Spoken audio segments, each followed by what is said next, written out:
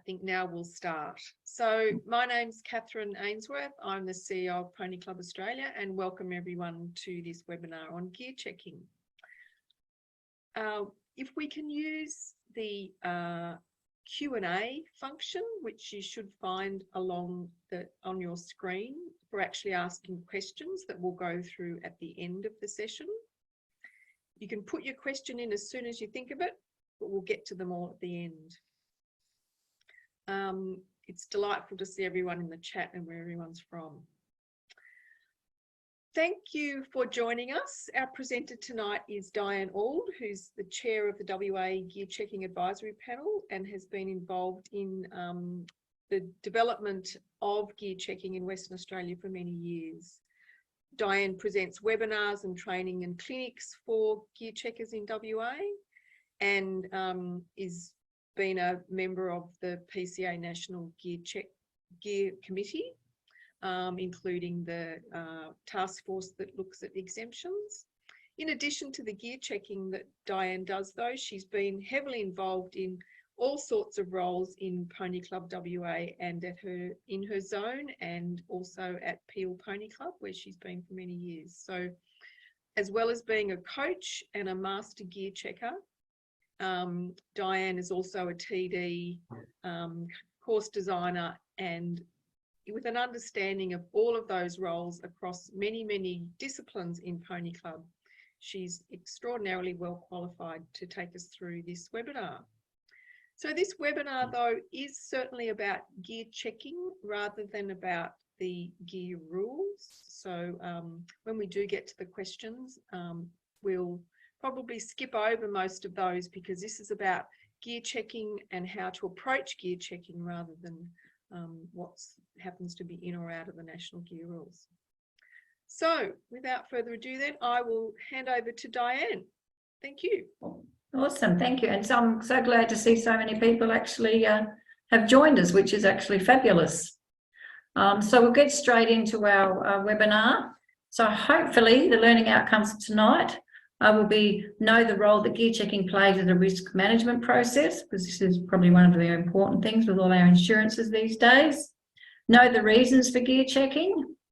Know how to orientate around and use the National Gear Checking Manual. Identify the main English saddlery used in Pony Club. Bits, families, actions and uses. Probably we will not get to be doing a lot of that with the bits because, as we all know, there's so many of them. So that would probably take up the whole webinar.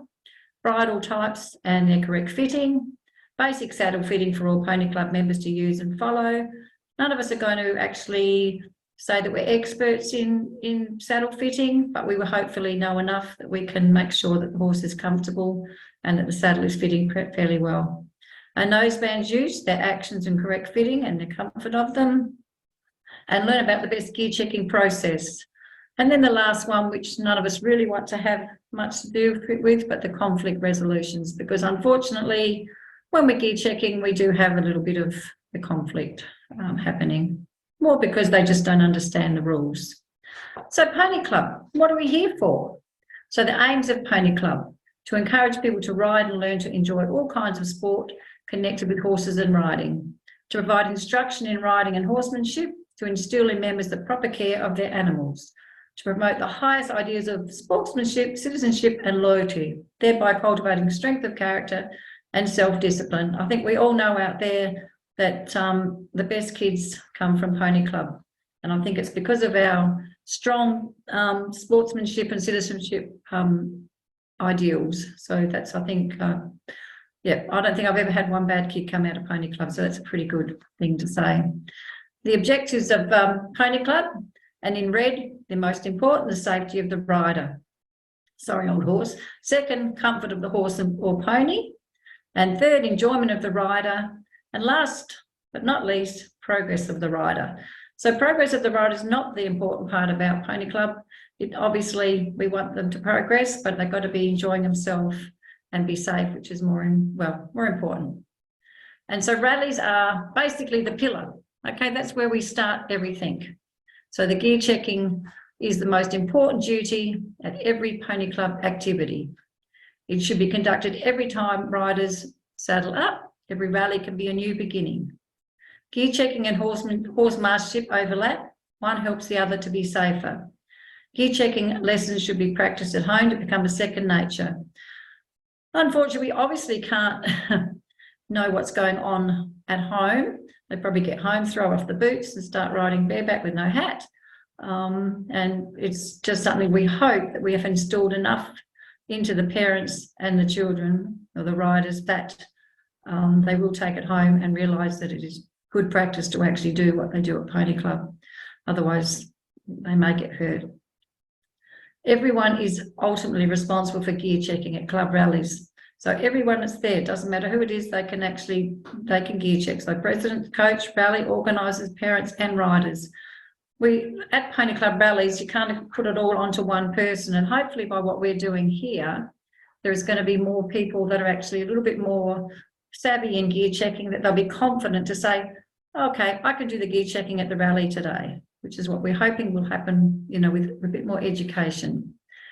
At the rallies, it's really important that you actually record what you find wrong. So if you get a young person come up, the parents may not be particularly savvy, especially these days. I'm not sure, in other states, but over here now, I think there's a lot of kids that all the horses are just adjusted. So they come, they ride, they don't actually feed their horses, they don't have a lot to do with a lot of the stuff that goes on with horses. So they come to Pony Club rallies and they really have no idea about how to look after their horse, how to gear their horse up properly. So there's a lot of things that we need to actually teach them. So when they come to a rally and that you might find that the saddle is sitting too tight on the wither, if we don't actually record that, then the next time they come to the rally, which is a month later, we might have forgotten what we actually said to them. But if we see again that the saddle isn't fitting correctly, and then the third time, well, unfortunately, and as much as we never want to have to do this, but if you've asked them 3 times to get the saddle fitted properly and they don't, then it's a horse welfare issue. The horse has to be comfortable. So you have to say, well, until you fix it today, you cannot ride at the rally. It's very important that the horse is comfortable. It doesn't work. You just see horses bucking and rearing and plunging, and it's probably because there's something wrong with the saddle, not because the horse is being naughty at all. So ensure club gear checking issues. So the more we get everything sorted at the rallies, then you're not setting the kids up to fail when they go out to competition. The more that we can educate them at rallies, the more that they can go out and happily get through a gear check without any disappointments or dramas because they can't compete because they are not correctly attired. So yeah, gear checking. So this is what we want them to look like. Okay, nice and neat, saddles fitting beautifully, and everything is exactly right. Okay, but then this is probably more of what we see a lot. Okay, so too tight of saddles, sitting back, wrong saddles, horribly tight nose bands, loose saddles, the girth not done up tight enough, bits too big, which is more what we actually see or not. But the more we educate, in Western Australia now, we've been doing this for probably seriously, as in, really getting onto it and being really proactive. We don't see much at all wrong now when we go out to competition. So it's really great that the more you can educate, the less these sort of things are happening. So what reasons are for gear checking? So as a risk management process, it's good management. You've got to make sure that everyone's safe. And for our insurance reasons, we have to make sure that every risk is hopefully taken out of the equation as much as we can.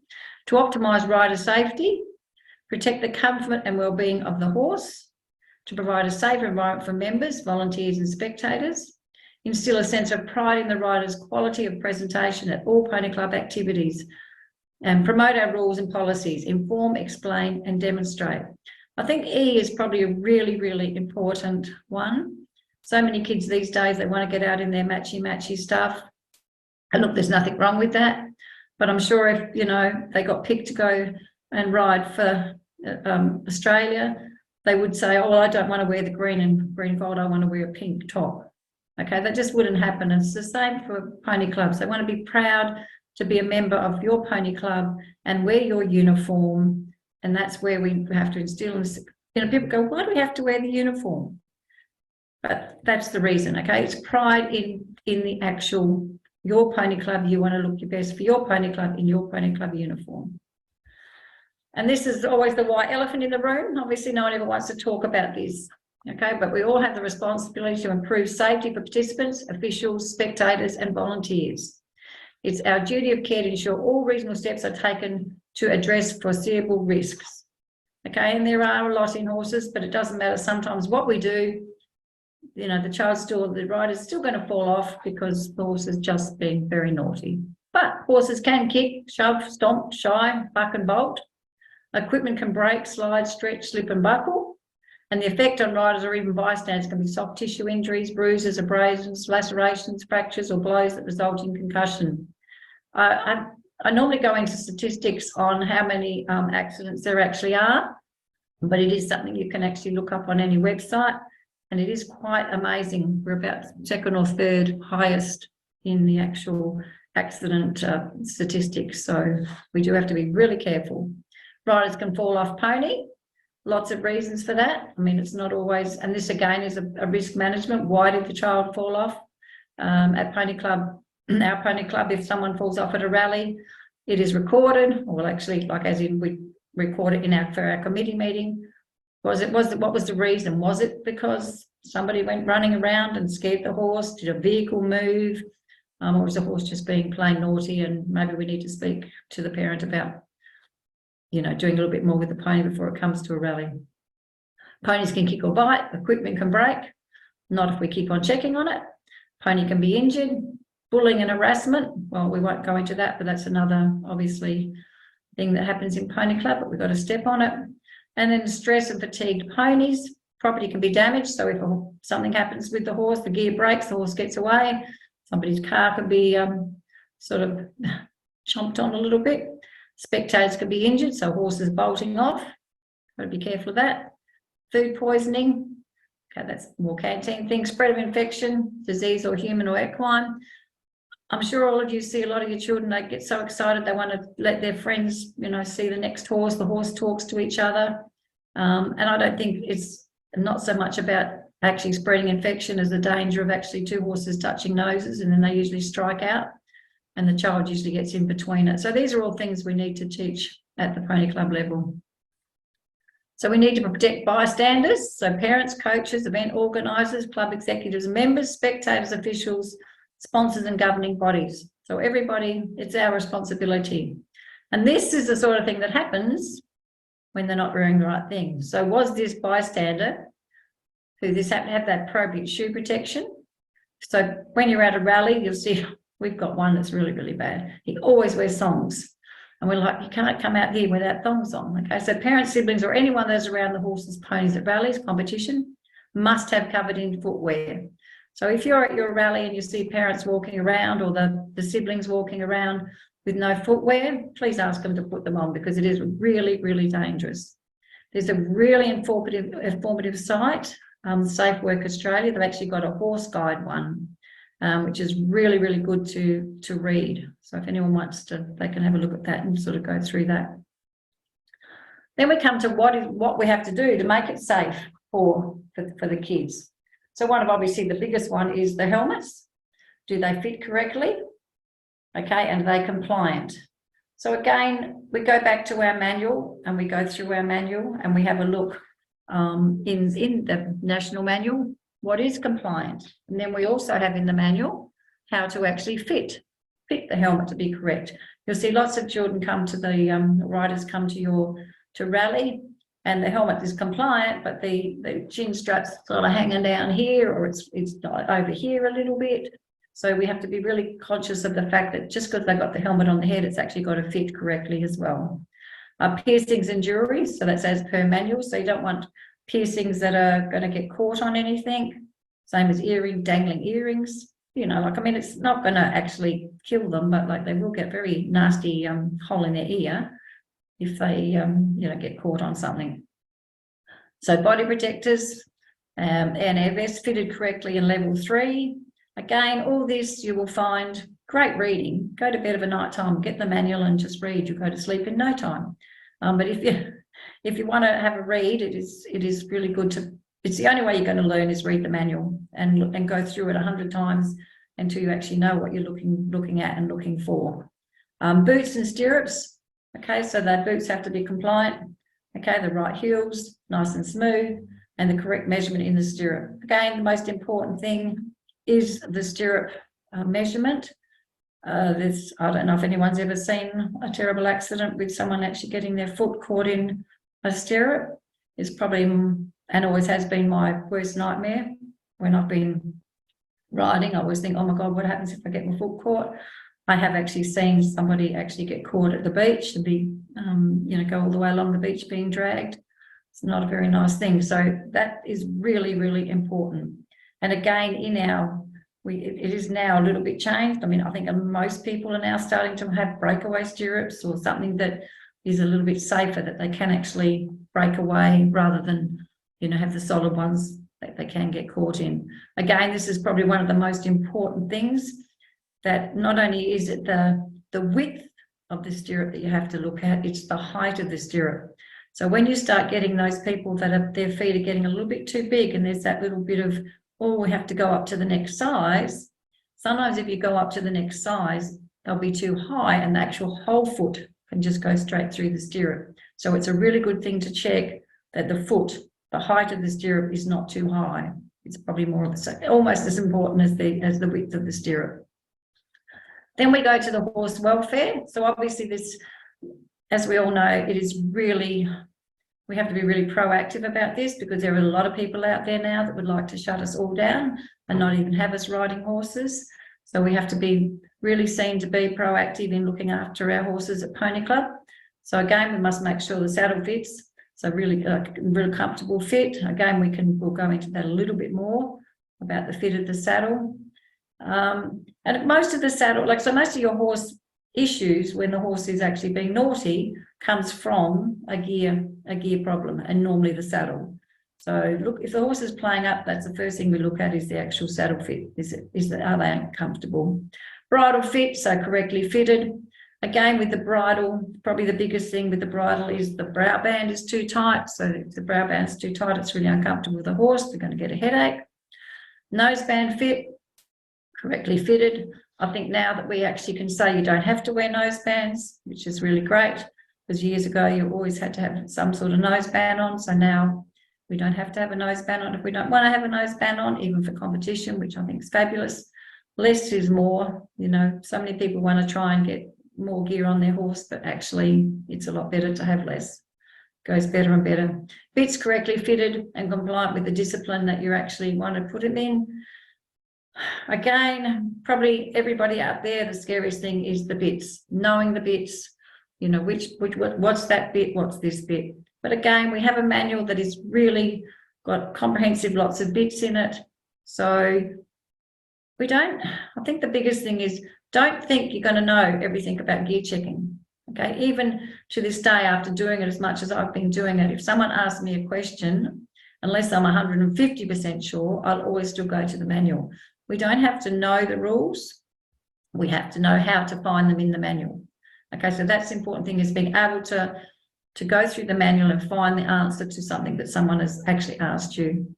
The condition of the horse, again, very important. You want to make sure that the horse is in the condition for the discipline that it's actually going to be things. So people think, oh my gosh, that horse is a bit skinny, but it may be doing a discipline that it needs to be fit and looks more like a racehorse than it does a big fat pony. And remembering that too fat is probably worse than too skinny. Okay, it's not good for the horse. So saddle fit, again, as I said, we're not professional saddle fitters. I think it's a really fabulous idea when you guys start getting out there and training a little bit more in gear checking, that you try and get a professional saddle fitter to your pony club to do some demonstrations and teach the children and the riders how and the parents, probably more the parents, as to how to fit the saddle. But we can check this more, like just the little things. We can check that it's not too tight on the shoulder. We can check that it's sitting straight on the spine, that it's not sitting on the spine, that it's not sitting on the wither. So there's a lot of things that we can check without having to be an absolute expert. And again, I'm pretty sure in our manual that we do have a saddle fit guide. I'm already losing my voice, great. Okay, so we can see here that it's too tight, too far forward on the horse. A lot of people, and I'm probably being a racehorse trainer, we tend to bring the saddles up quite high. So when I went to sort of starting doing this sort of thing, I had to remember to keep pushing it back a little bit more, okay? Because obviously little racehorse saddles aren't really going to hurt the horse any. Okay, but if you bring it up too close to the shoulder, there's no freedom of movement in the shoulder, and it's going to pinch them and it's going to hurt, and they're going to start saying, I'm not going to go forward, I'm not going to get on the bit. And the same thing as being too far back on the horse. Okay, so as long as once the ribs, basically the rib cage is gone and you start putting it into this area, then again it becomes quite painful for the horse. So again, we have to be very careful.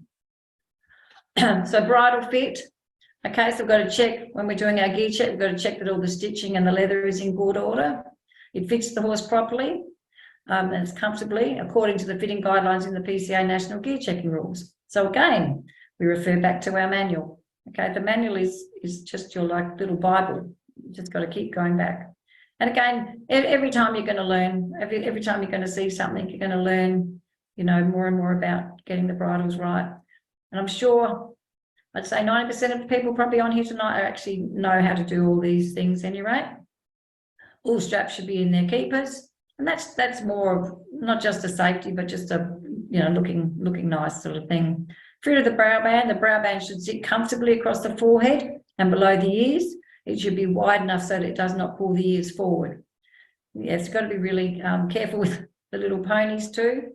With the throat lashes, you'll find there's got to be like, obviously it's usually four sort of like this, you know, but some people will come to you and a little pony and you'll say, oh, your throat lash is a bit tight.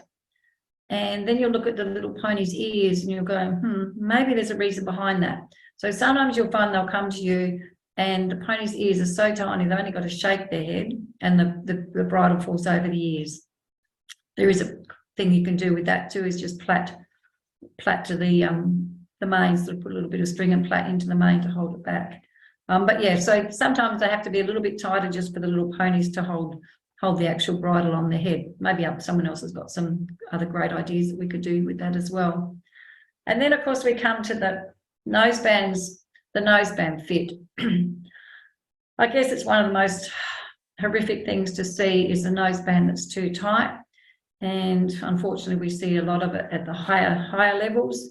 That, you know, sort of FEI, they seem to, in the jumping and that, it's really horrible to see these horses going around.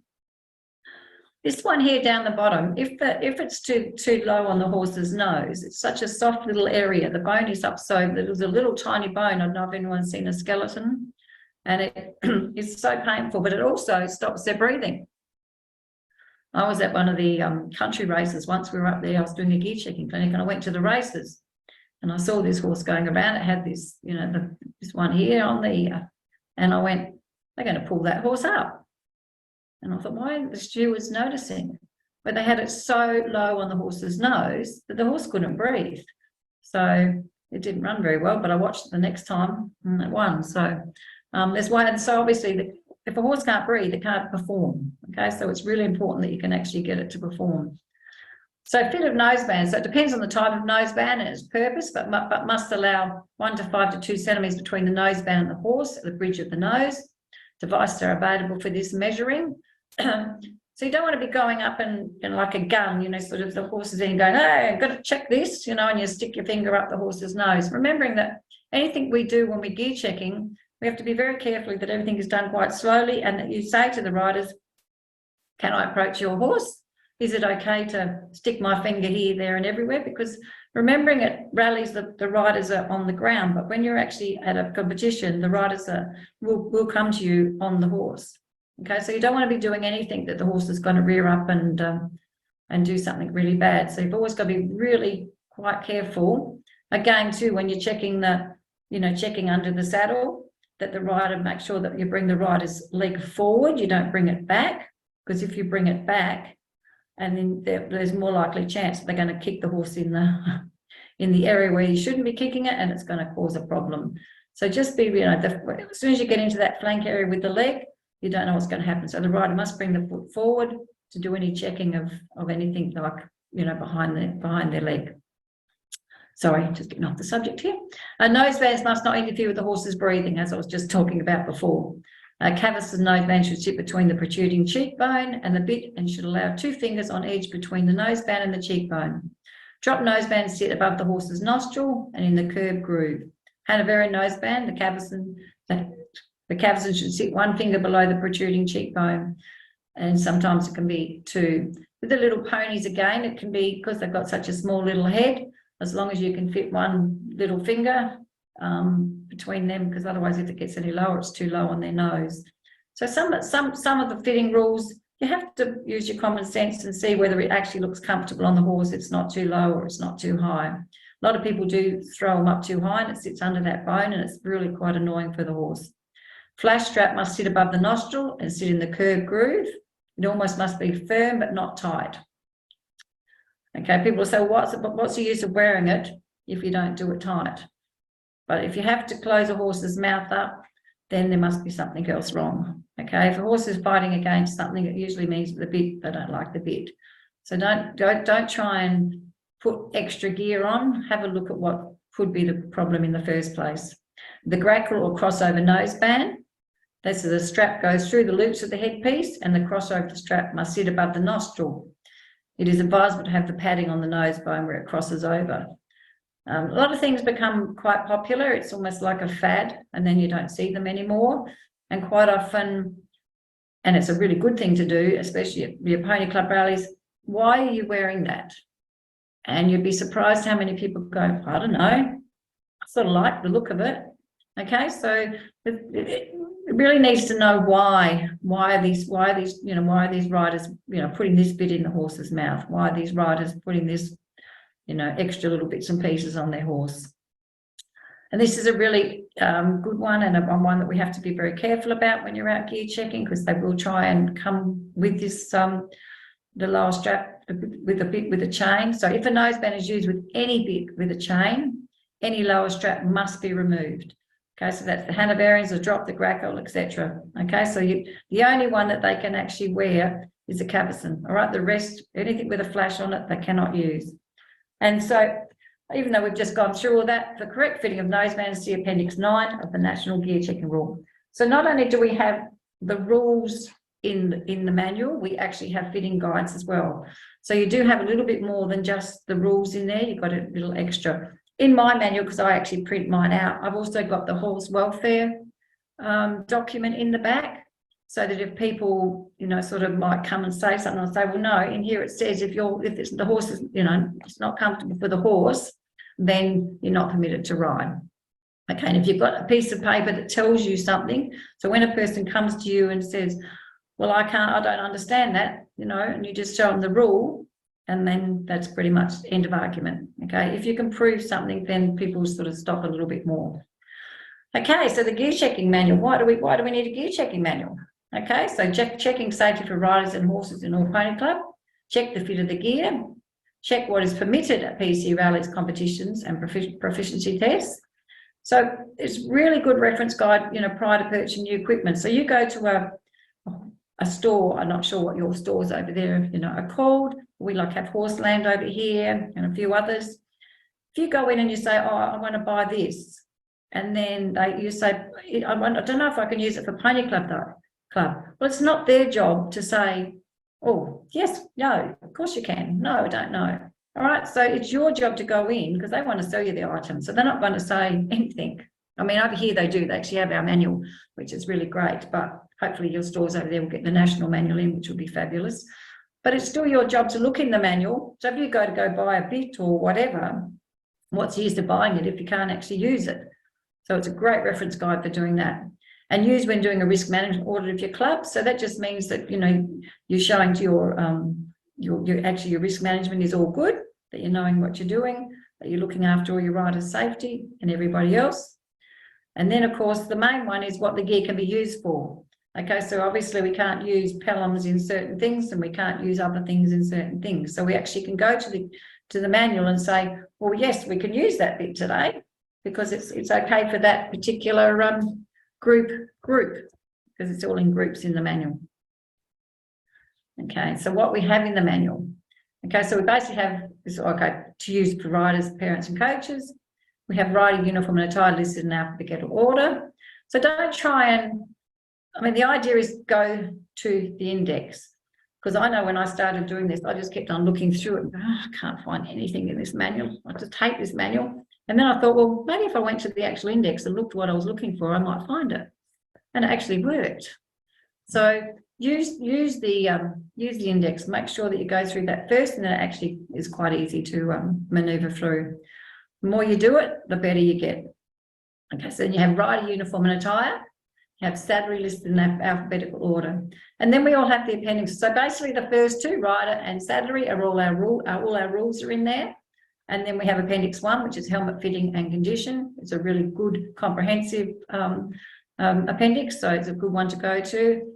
Appendix 2, our bit directory, which is really very comprehensive. So there's a lot of bits in there. Remembering that we haven't got every bit in there, but if it fits the criteria of what bit is in there, it may look a little bit different, but that doesn't mean that it's actually not the same bit as what's in there. Okay, so you just have to use a little bit of common sense with the bits, because we cannot possibly list the 1,000 bits that are actually out there. A snaffle is a snaffle, but it may look a little bit different, but it's still a snaffle. Then you have your spur directory. So lots of spurs out there that you can use as well. And then we have our vaulting attire and gear. Then we have our lunging attire and gear, our tetrathlon attire, our quiz attire, our fancy dress and musical ride attire and gear, and then we have fitting of gear. So it's a very comprehensive, but not huge. Okay, so there's a lot in there, but it's pretty much in very small form. Okay, so when you're actually doing your gear checking, okay, so there's a gear checking process, and it's really important that you get a process. Like anything, if we don't have a process in place, we may miss something. All right, so if you do the same thing every time that you gear check, then you will find that you don't miss too much. So don't kick yourself too much though if you do, because sometimes it's easy to miss something. As long as it's not a safety issue, then that's okay. So be prepared, know the rules, be organised, be on time, take the time. Okay, so when we say take the time at rallies is really important, okay, because that's where we're educating the kids. So you have to actually take the time. I mean, you don't want to go too much into their lessons, so it's great if you can get more educated people, that you can get more than one person actually gear checking so that you can get through them quicker. You don't want to spend half an hour of an hour's lesson gear checking, but at the same time, it's a really important part. And I mean, some clubs gear check everybody first, and then they go to their lessons. So maybe they start a half hour early just to gear check would be great. But that is where we can take the time. That is where we can say, you know, what they should change, what they maybe like to try, something different. And we can actually change the gear if we're not happy with it at the time. The only thing, I mean, the saddle, if the saddle's not fitting right, if we can possibly on the day do something that's going to make the horse more comfortable, be it a towel wrapped up or something to bring up the saddle in some places, then as long as it fits the horse a little bit better, then at least the child or the rider can be comfortable and the horse can be comfortable in going out and still do the rally. We don't want to say no to them riding, but at the same time, it could actually be dangerous for them to ride if the saddle's not fitting, because the horse might do something wrong. So there's a little bit of give and take, but make sure that the saddle is fitting, even if we have to do a little bit to it. So follow the process. So first we check the rider, then we check the horse, then we check the gear. Now, if you're already an experienced gear checker in some way, and you check the gear, and then you check the horse, and then you check the rider, don't change it. Because if you change it, then you probably will start losing. If you've been doing for years, you know, horse rider gear, horse rider, it doesn't matter as long as you check it, okay? But obviously the first thing that you come to is the rider. The rider's standing on the ground, so it's really easy to check the rider first. There's different ways of doing it. You might want to check the gear next, and then the horse last. Just remembering though, the horse, don't forget the horse, okay? It's really important to go past the knees to the hooves. Quite often you'll see people not even look down at the hooves. The hooves are the most important thing on the animal, okay? No hoof, no horse. So you really do need to check the condition of the feet. It's really important. And then obviously the condition of the horse, you know, has it got any cuts, you know, anything on it that, might have cut its leg and the rider hasn't even noticed when it's come. So those sort of things we need to actually keep an eye on. If there's a problem, record on safety and conform any observations, issues regarding the gear. So at a rally, you record it and file it with the club, so the club's got a record of it. At competition, you'd set a gear checking report form, which you then can give to the organisers. I'm not sure exactly what we're going to be doing with that. In Western Australia, it actually comes to me, and we do like a well, 3 times and you're out type thing. So if they've come and they've just like a simple thing, it's not a safety issue, but if you have one person that comes in, maybe not the right shirt or the right, just trying to buck the rules. It might just be jodhpurs. They just want to wear the wrong colour jodhpurs or something like that. But if they do that 3 times, then they're actually just thumbing themselves at us and saying, we don't care, we're just not going to go with the rules. So that person actually would get a letter from myself saying that they need to, start listening to us, following the rules, otherwise they will actually not be permitted to ride at the next competition they go to. So we advise, we prevent, and we assist. Show or refer to page and rules, especially that's probably the biggest thing, because you'll find a lot of open riders. I'm not sure how, again, we have open riders in pony club events here, and they tend to be more EA riders and they don't actually look at our rules. So when we say, like, let's just say, actually a really good example probably is the hides hoods. We say we have to have an exemption for show jumping for them, whereas EA, they can have them in show jumping.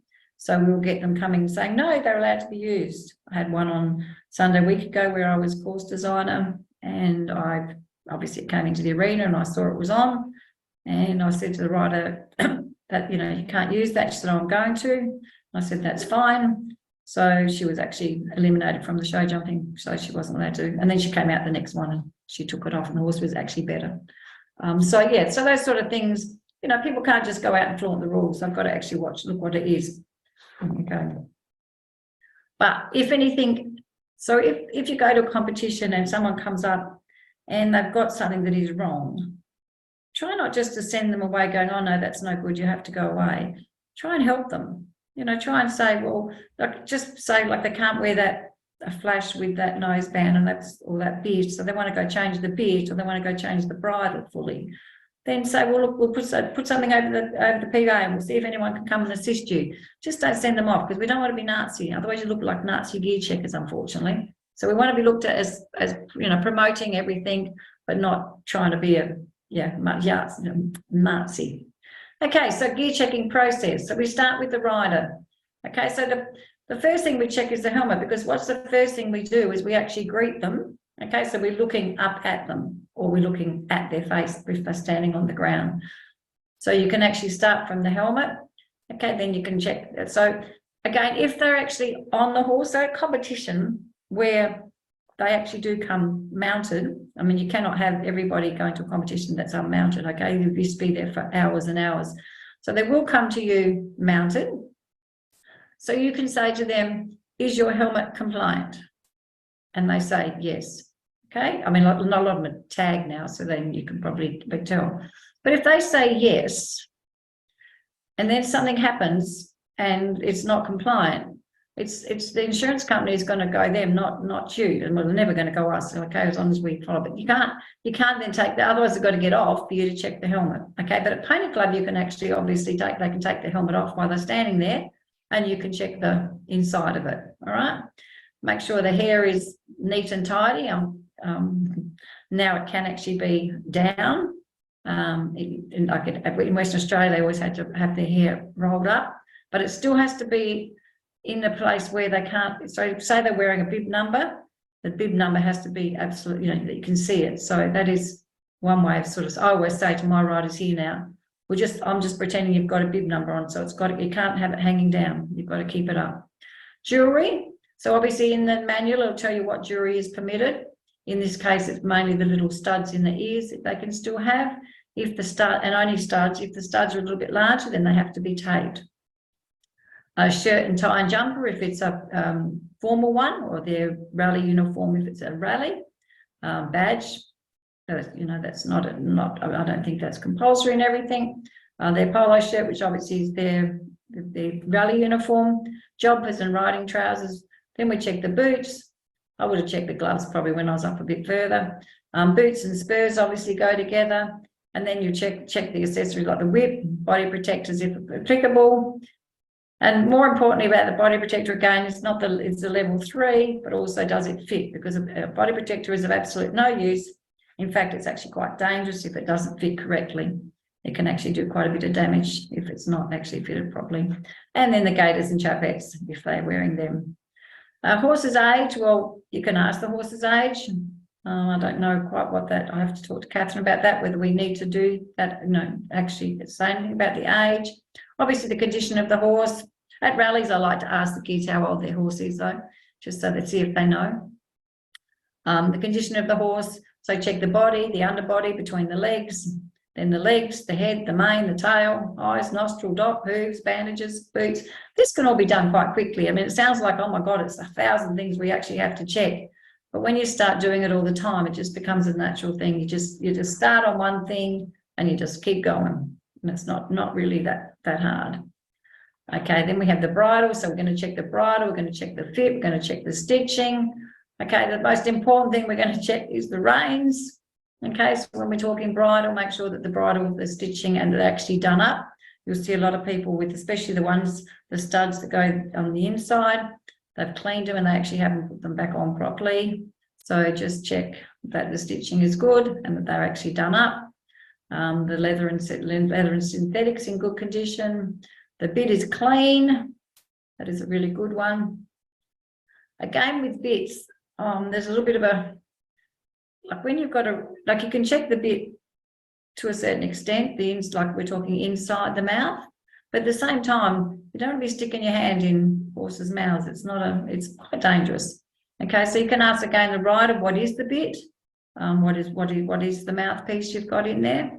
90% of children or riders will not actually know. They'll probably go, Mum, what's the bit I've got in my horse's mouth? But if you can educate at rallies and ask them, what's the bit? Why have you got that bit in the mouth? So the more that they start to actually learn why they're actually using a bit. Now at competitions, if you've got a bit that you need to check, I mean, you can see obviously the outside, yes, it's a snaffle bit, but we don't actually know what's in the inside of the horse's mouth. It becomes really quite difficult as to what are we going to do in that situation. Over here in the West, we don't actually check the inside of the horse's mouth because it's too dangerous when the rider's up on top. But you would be surprised how we get to know if someone's actually not got the right bit inside, the mouthpiece inside. So we very politely say to the rider, we're really sorry, but today, we're doing spot checks. So when you've come out of your dressage test, let's just say, we'll be going back to the float and you can take your bridle off and, put your halter on and we'll just check the bit. And you'd be surprised then how many say, oh, gee, hold on a minute. I'm not sure which bit I've got in. I better check. Okay, because they obviously don't want to get eliminated. So then they probably come and say, I need to change my bit. But yeah, putting your hand in a horse's mouth when a rider's on is a little bit dangerous. So we have to be very careful how we approach that part of it. Obviously, check on the noseband, again, the reins, grass reins. If they've got grass reins on, are they fitting properly? And the buckles and billets, as we were saying. So the reins, pretty much, that's all of that. Then we're going to check the saddle. So we've got the saddle cloth. What's important about the saddle cloth, obviously, is that it is fitting correctly, that it's not too small, that it's sitting under the saddle, because that is very uncomfortable for the horse. Checking the stirrup bars are down. The stirrup bars can be up if the rider has cages or breakaways. So the stirrup bar can be up, but it still needs to be in good condition. Stirrup levers obviously need to be in good condition. Make sure that you check underneath the stirrup levers where they're actually stitched. Quite often they look fabulous from the front. When you actually get in behind them, they're actually starting to come apart. The stirrup irons, toe stoppers, the girth, check that the girth is tight enough. Again, don't stick your fingers in the girth too much. Okay, you do that. Ask the riders first, because quite a lot of horses are very sensitive around the girth area. So you stick your hand in the girth. Make sure you don't ever tighten the girth up. It's always got to be a parent or another helper, so that you actually, as a gear checker, shouldn't touch change the gear. It should be the parents. Surcingle, if they've got a surcingle on, are the girth straps in good condition? Are the buckle guards down? So many people give those buckle guards, if everyone knows what they are, sticking up in the back, front of it, like right up the top of the saddle and not being used. Does the martingale fit right? most important part of martingale is that it's not drooping down too low, that a horse can actually get its foot as it goes over a jump caught through.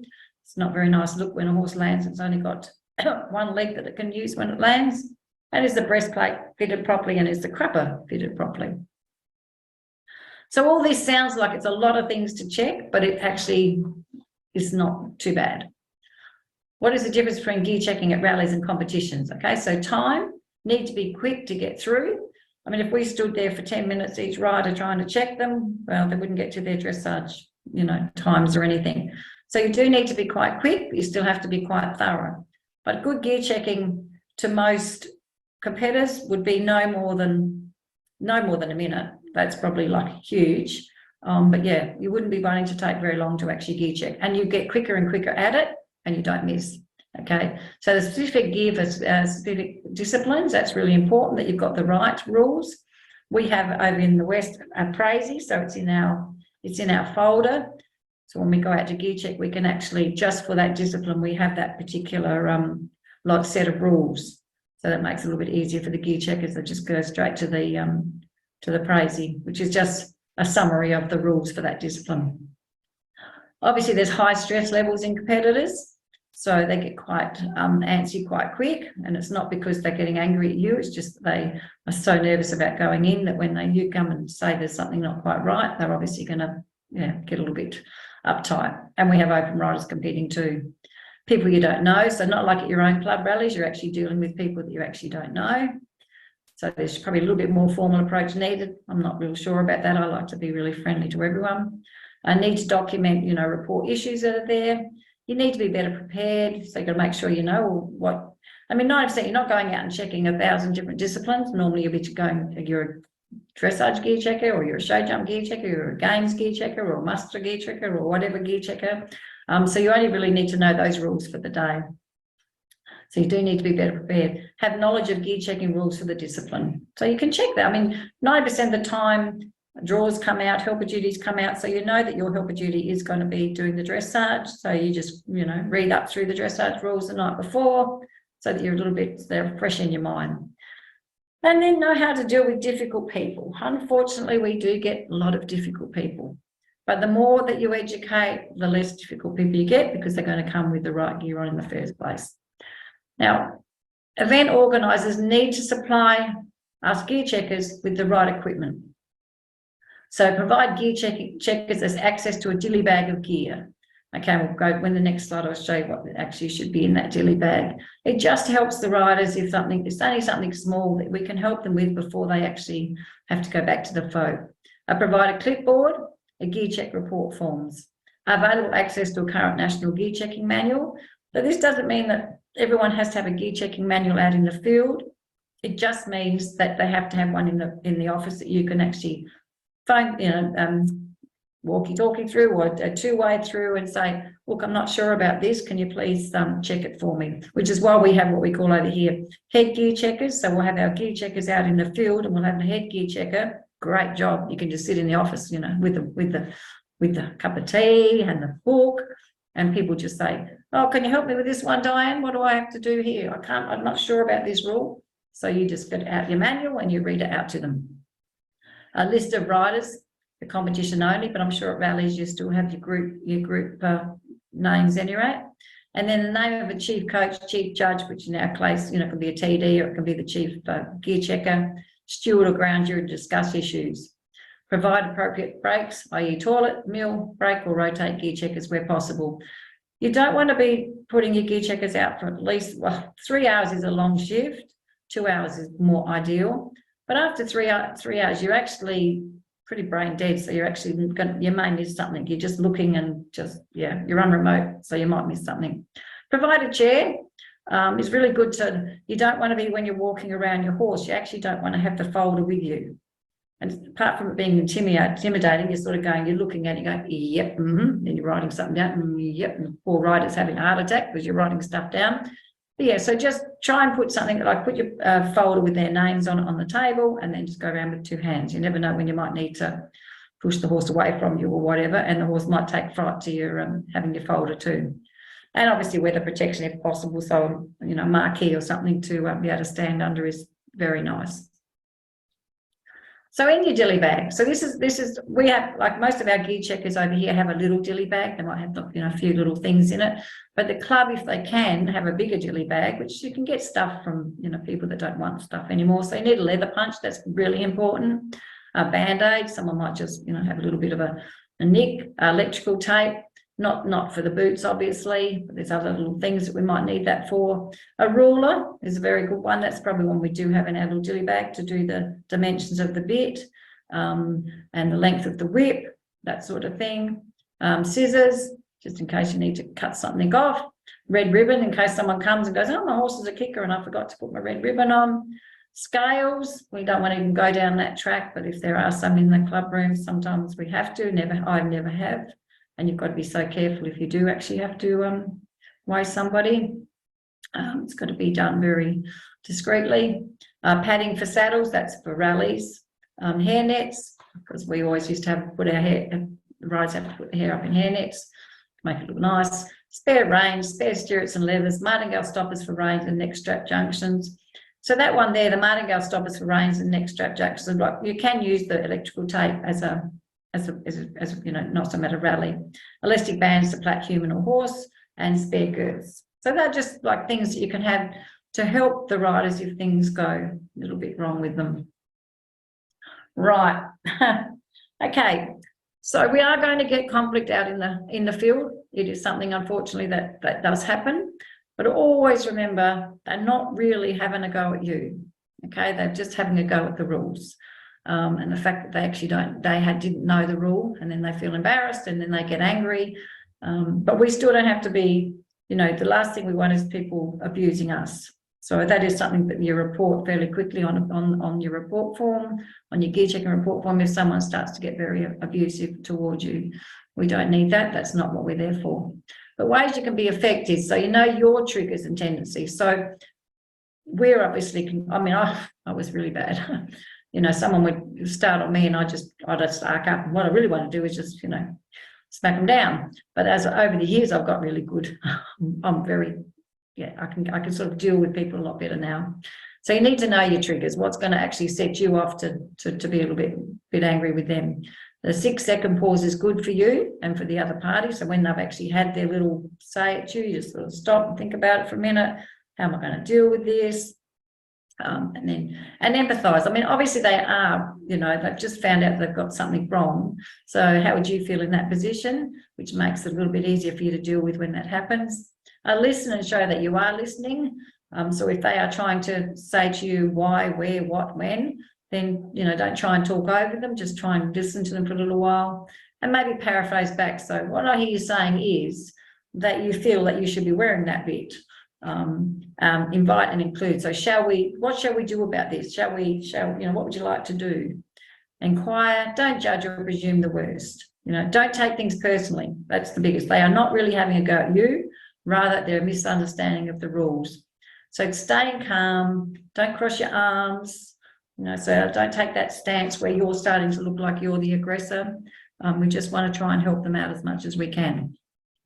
Obviously, we're going to try and avoid the conflict. So we'll mitigate, reduce, prevent, smooth over, choose appropriate approach, compromise, seek for resolution, common ground. But obviously confrontation sometimes is needed, because if they're trying to say something, the one thing that you have to remember too is if a person, so say you just you can't use that whip or you can't use that bit in the discipline. If they want to go ahead and use that bit in the discipline, so be it. Okay? But you just make sure that the judge, the TD, the jury know that they are actually, because sometimes the judges don't pick up these things. So they can go in, they can ride, because obviously it could be a safety issue for them. So if they don't want to wear a different bit, but they're going to be eliminated, but they've still got to ride. Okay, so you will find that some people just refuse to change things. Fine. You know, they've paid their money, let them go and ride, but they won't be part of the actual competition. So, you know, there are ways of just saying, look, you know, if you feel you're right and you want to go do that, like this lady did with the Hides hood the other weekend, she'd told the gear checker, she said, no, I can wear this. And the gear checker said, okay, no problems, knowing that I was there. And of course, she didn't get, you know, she was eliminated. And she actually would have won the series, but she took it on the knob. She knew that she actually was not supposed to wear Okay, so remember to, so address the problem, not the emotions, which we all tend to do. Focus on the person. Just remember the best critic on how you handle the situation is yourself. So you must be honest with yourself. So did you handle that really well?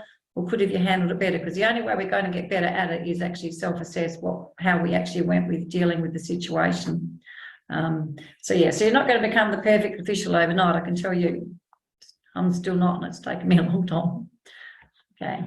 So accreditation. So riders deserve to read qualified inspection. Gear checkers deserve to be recognised for their efforts. So at least this way you're going to be recognised. You are going to be an accredited gear checker. We're still going down the track of having different levels of gear checking accreditations. Accreditation guarantees increased knowledge. The biggest thing is when you become accredited, you don't want to look like an idiot. So you actually tend to use that word. You actually tend to want to learn more. You want to know more because you're an official and you don't want to be seen to be not knowing anything. It increases the standard of safety and comfort of rider and horse. It increases the standard of presentation at all levels. And obviously it ensures good risk management. So to be accredited, you've got to be a member. You've got to be aged 16 years and over. So that is, we were 18 years and over here. So we might be getting some younger ones up, which will be very great. Be active. So in other words, be active in the field. You don't want to be somebody who doesn't actually do much of it and then still try and go out and do it. Obviously, practice makes perfect. Acquire a working with children's or whatever it's called in different states. I don't think it's all called the same in every state. Have attended and observed gear check procedure at 2 separate rallies. Rally muster or pony club run events prior to assessment, and have been supervised performing gear check procedure on 2 separate occasions at rally muster or pony club run events prior to assessment. So that's fairly basic and fairly easy for everyone to do. Over here in West Australia for the last 7 or 8 years, it's a bigger, huge, but much more process that they've had to go through. So, but we're all trying to encourage everyone to start getting on board and be proactive in gear checking. So it actually is not a very hard thing to actually do. So then we download the free manual from the PCA website. I'm hoping everyone that I'm talking to here, I'm hoping I'm talking or haven't run away, that you've all had an actual look at the PCA manual. It's really quite important that we actually have had a look at it. Download the PCA gear checking accreditation information. That is really great. Catherine gave it to me I sort of found out about it a couple of days ago, and it's really quite comprehensive. Okay, so it's a real good one to actually look at. It's just basically tells you everything that you need to do and all the fitting of the gear without having to go to the national manual. It's a very well put together little document. Then you have to complete a written assessment, which is through the JOT form thing, and complete a practical assessment, which we're still in the process of working out who is going to be qualified in each state as to who's going to do the assessments. So we're hoping the coaches and that will be able to, level 1 coaches may be able to do it. Over here, we actually have gear checking assessors. So we start off as gear checkers, and then when we get like after 4 or 5 years of qualification, then I can assess them to be an assessor, which is really good. So it's not something that it happens overnight, but so basically. Thank you for that. So read widely, think critically, be the positive change to gear checking in Pony Club Australia. Never stop learning. Once you are accredited gear checking, it is your responsibility to keep up with all the latest changes in the manual each year. Promote good gear checking at your club. So important. Educate your members of the requirements for gear checking in the different disciplines. Be the face that people can come to if they need to ask any questions regarding gear. So I don't know whether you want to go through the manual anymore, Catherine. See if Catherine's still there or she ran away. Oh, she's there. I don't think we need to go through the manual anymore. I'll just, the National Gear Committee has been working through feedback and also looking at exemptions from the last 6 months or so. And there's a minor update, which is actually to include some items of gear to clarify some things that were confusing. And that will be out next week, along with a chart which shows the things that have changed from the July version, so that people who have printed out the July version will know what has changed. And that'll be up on the PCA website next week. And the National Gear Committee has the expectation that which will be titled the 2023 manual, will take us through till the end of next year. So.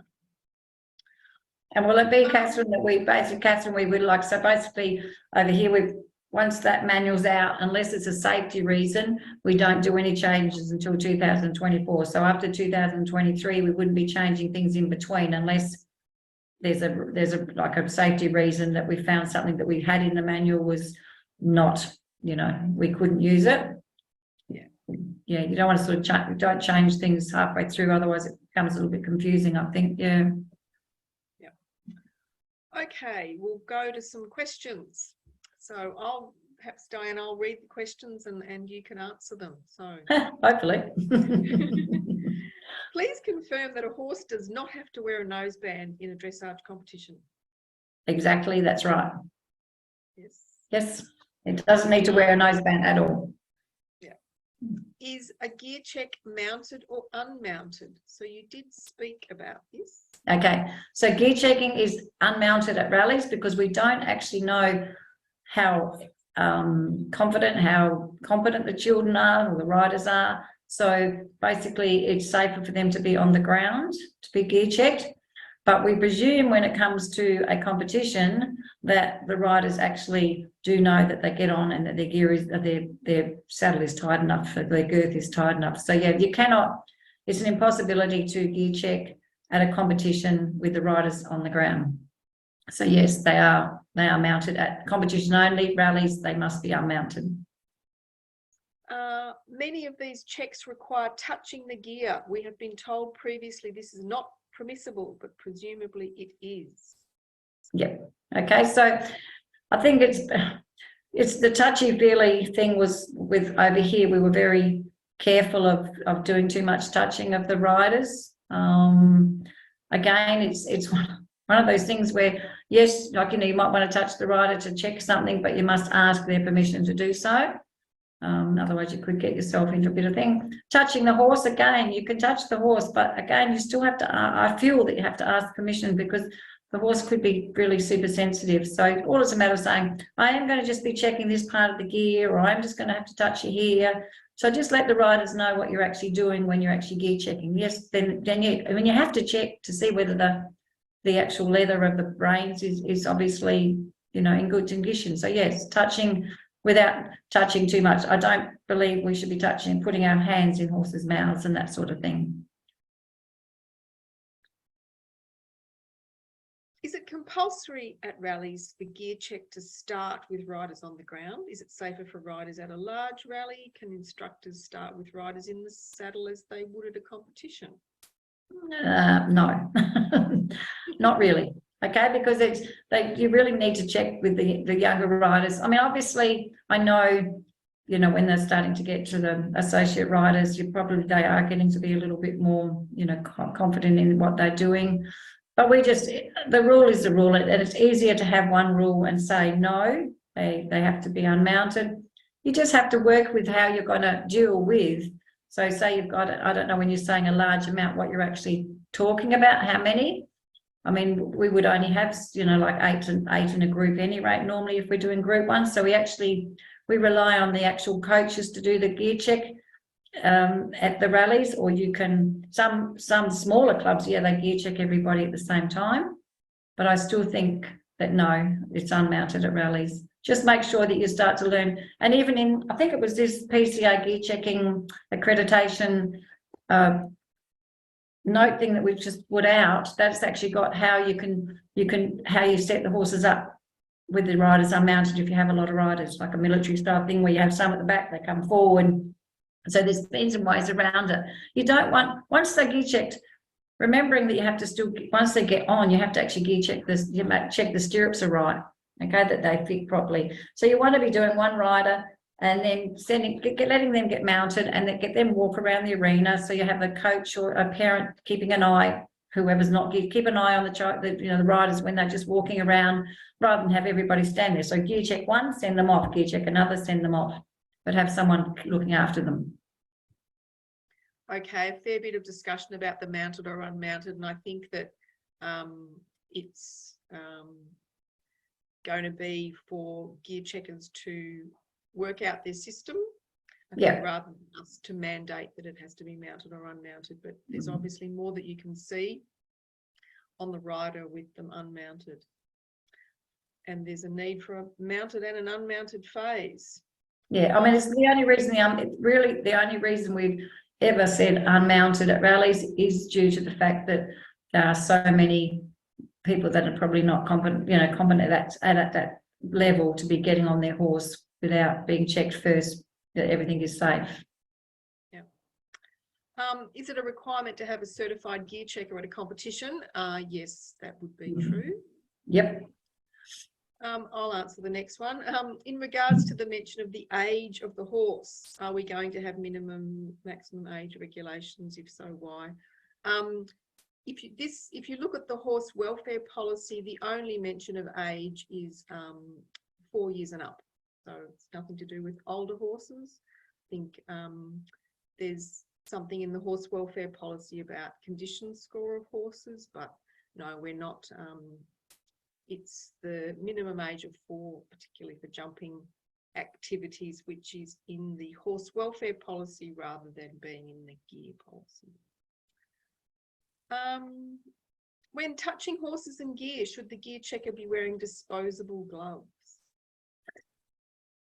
Well, I don't think so. I don't think the gloves is a really good idea, like disposable gloves around horses. I don't know if they really, could be changing gloves every time that would mean. I don't think that would be really bright. But very early in the piece, we used to have you can have a bucket of disinfected water that you can wash your hands in.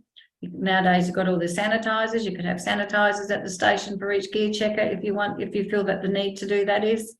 But yeah, I don't think we want to go too far down the track of, sort of having to wash our hands every time we touch a horse. But if it really is a personal thing, if you feel like you need to do that, then make sure you've got some, the club supplies you with some hand sanitizers. But otherwise, no, I don't think you need to have gloves on. Okay. Should we be having a gear check before each lesson, as some riders swap gear after each lesson? Well, I guess they're swapping gear if they're swapping disciplines, perhaps.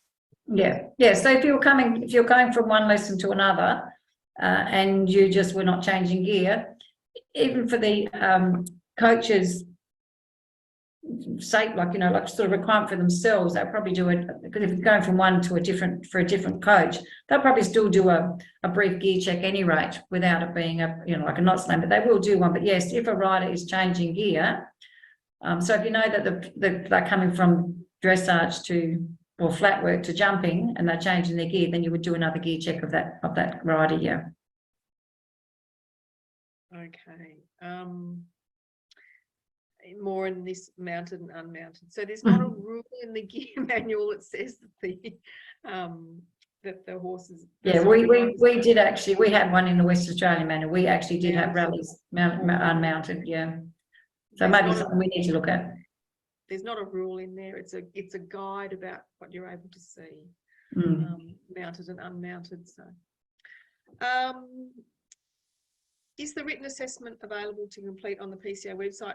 It's not. It's available to complete, but we haven't put it on the PCA website because we would like people who are actually doing the gear check accreditation to get the assessment, rather than making it available to everybody before they've even started. So stay tuned there. But if you would like the link to do the written assessment, let us know or contact your state office.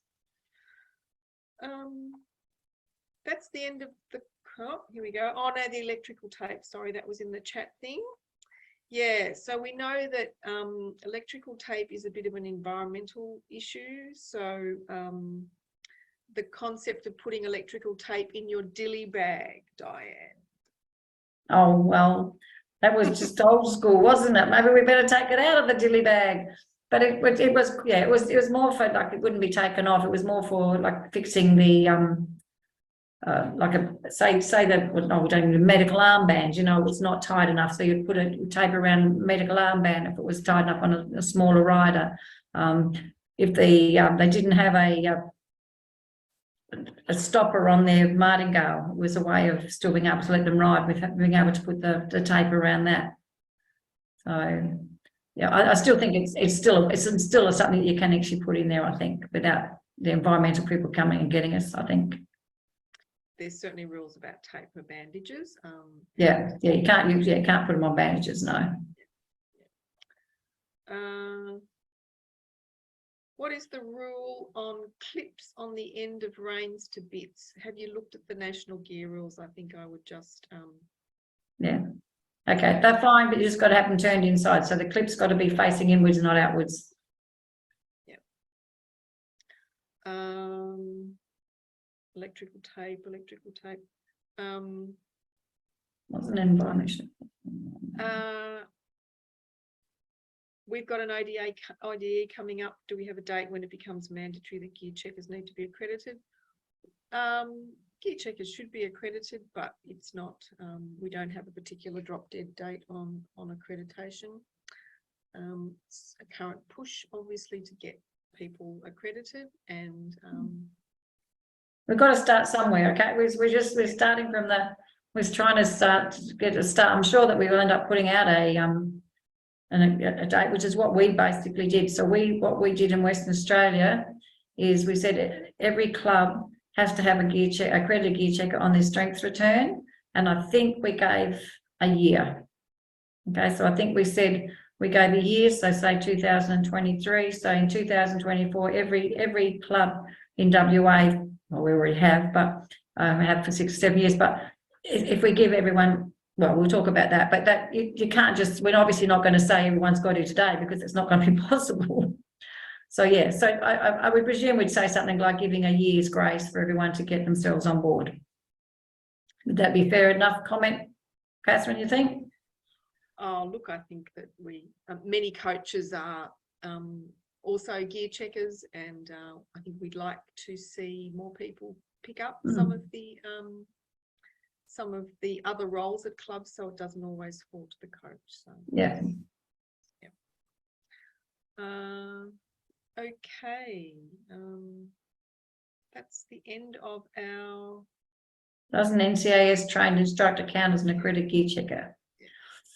Yeah, well, they won't have done the gear checker accreditation.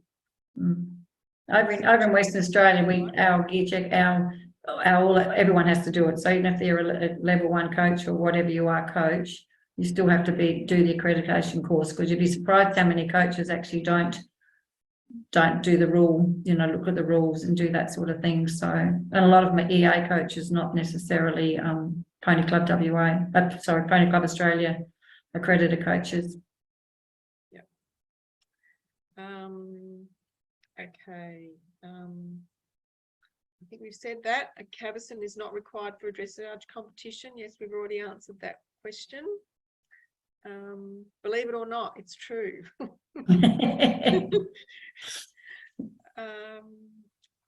Okay, I think that is the end of our questions, and it's 8:45. Super. And so I think all that's left to do is to give our thanks to Dianne for her presentation. We will put this up on YouTube in a couple of days for everybody to see. We will put up some information about gear checking. As you can see, we're seeking to make the process of gear checking accessible and to be able to be assessed on your home ground, and to provide the information for people to get trained up. So thank you everyone for your attendance, and good night. Yeah, thank you everyone, it was great. Look forward to you all becoming accredited gear checkers. Yes. Thanks. Okay. Bye. All right.